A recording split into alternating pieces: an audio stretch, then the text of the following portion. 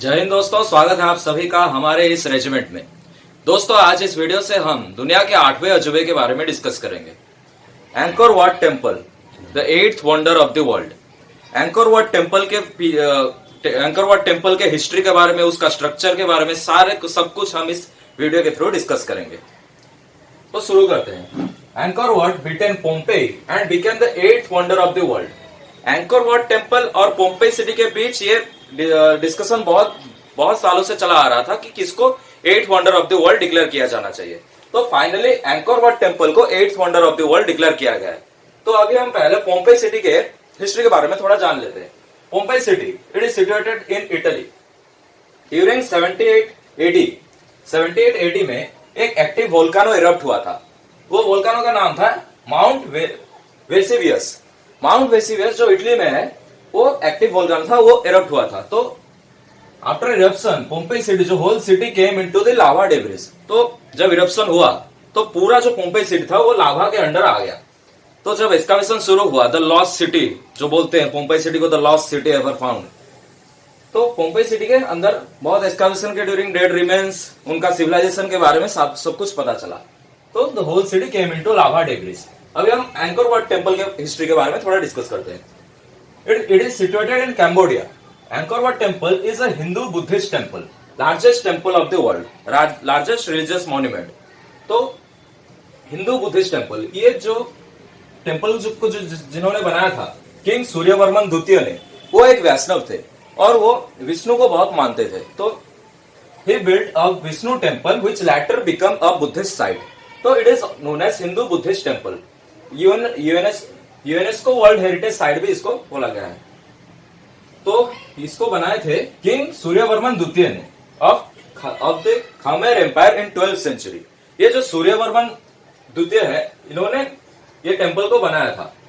Capital उनका जो Khmer empire का जो कैपिटल था, वहां पे यशोधरापुरा, ये उनका कैपिटल था। अभी इसका नाम एंकोर है। Situated in the north western province of Cambodia. तो अभी अगर खमेर एम्पायर का इंडिया से कैसा लिंक है अगर हम बात करें, तो आप लोगों ने सुना होगा माइटी चोला एम्पायर के बारे में। तो चोला एम्पायर का शुरुआत हुआ था अराउंड लेट 18th सेंचुरी के अराउंड शुरू हुआ था। लेट 8th सेंचुरी से शुरू हुआ था और टिल 13th सेंचुरी तक, 8 से 13th सेंचुरी तक उनका टाइम पीरियड था। तो चोला एम्पायर जो थे, जो चोला डायनेस्टी था, वो ट्रेड करने जाते थे इन कंट्रीज को। जावा हो गया, जावा, सुमात्रा, कंबोडिया, ये सब कंट्री में ये ट्रेड करने जाते थे। तो ट्रेड के वक्त ना सिर्फ गुड्स और सर्विसेज का इंपोर्ट और एक्सपोर्ट होता था, बल्कि उनका जो कल्चर, ट्रेडिशन, ये सब का भी वेरिएशन देखने को मिला। तो ये जो खमेर एम्पायर थे, they were highly inspired from the Indic culture. India के जो कल्चर है, इनका जो ट्रेडिशन है, उनसे ये हाईली इंस्पायर हुए। तो चोला एम्पायर का भी यहाँ पे थोड़ा रोल देखने को मिलता है। They were highly inspired from the Indic culture, so they built temple in Yasodharapura, capital city, now known as Angkor, situated in northwestern province. अब अगर हम टेम्पल के बारे में देखें तो एंकोर वाट को ही क्यों मतलब 8th वंडर डिक्लेयर किया गया, इसके बारे में अभी हम डिस्कस करते हैं। Temple spans an area of 500 acres with a massive moat surrounding 15 feet high wall। ये जो मोट सराउंडिंग है, इसके बारे में अभी डिस्कस करते हैं। टेम्पल स्पान्स एन एरिया 500 एकड़, 500 एकड़ के जमीन पे ये पूरा टेम्पल है। तो मासिव मोट जो है, इसके बारे में हम देखते हैं।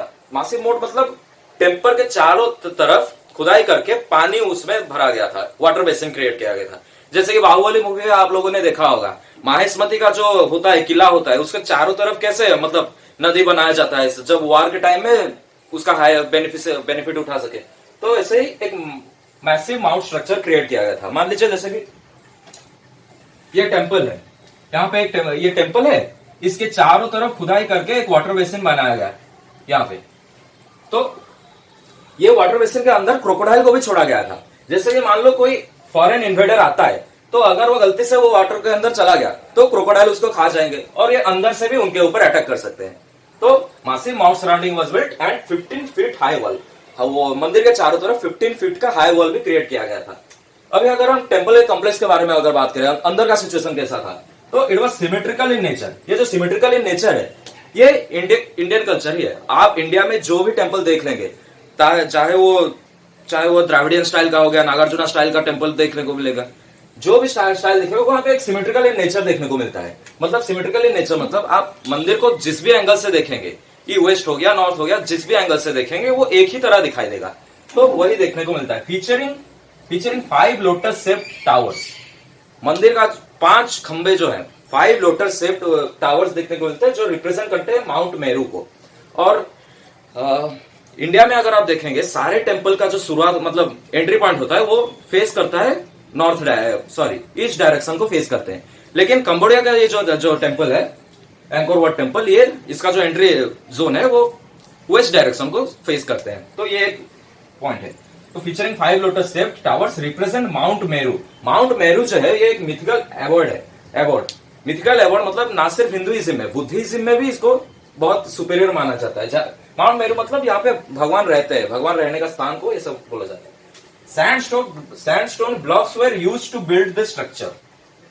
ये बड़ा मतलब इंपोर्टेंट पॉइंट है। सैंडस्टोन ब्लॉक्स को यूज किया गया था स्ट्रक्चर को बिल्ड करने के लिए। अगर आप देखेंगे ये सैंडस्टोन ब्लॉक के वजह से ही आज इतने साल बाद भी ये टेम्पल सस्टेन कर रहा है।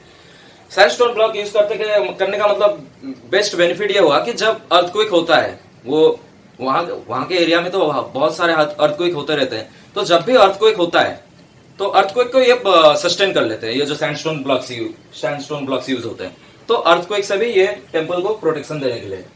तो this was the complete scenario of the anchor Wat temple. ये सब कारण के चलते इनको 8 वंडर ऑफ द वर्ल्ड बनाया गया। And this was the history. और पोम्पेई सिटी के बारे में भी हम डिस्कस कर दिए। So that's all from my side. मिलते हैं एक नए वीडियो में। Till then keep supporting our own regiment. जय हिंद, जय भारत, वंदे मातरम।